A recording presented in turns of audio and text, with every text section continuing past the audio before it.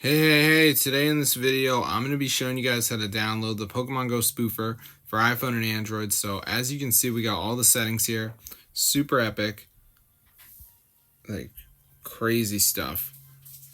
I mean, look at all the settings. So I'm going to show you guys how to download, so let's get into the video. So basically, guys, what you want to do is go over to tweakmod.com and just type in Pokemon. And there it is, Pokemon Go. So just press install. And it's downloading it now. So before it downloads, you may see something that says that you got to get some missing files. So you're probably like, what? Missing files? But I'm going to show you guys how to do it, so don't get mad.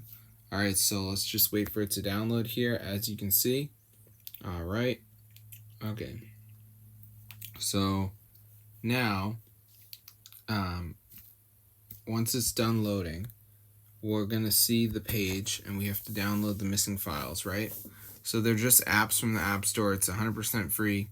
So there's all these videos you can watch, but there's these apps. So I would do the games, honestly, like Travel Town, reach level 10. It's pretty easy. Just press on it, press continue, bang, up to the store, download, reach level 10. So pretty easy to do.